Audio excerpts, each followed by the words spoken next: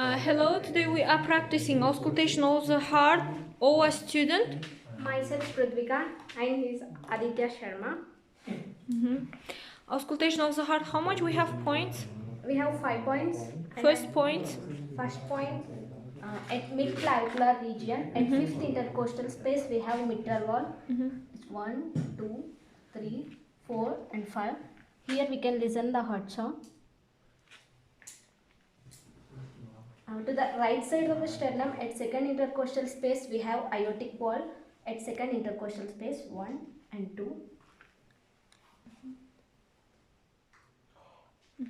To the left side of the sternum, at second intercostal space, we have pulmonary wall. 1, 2. Pulmonary valve, left side.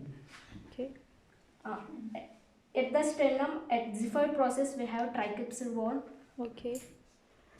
Tricuspid valve. Right side, left side to the sternum, at third intercostal space, we have Burkina elbow point.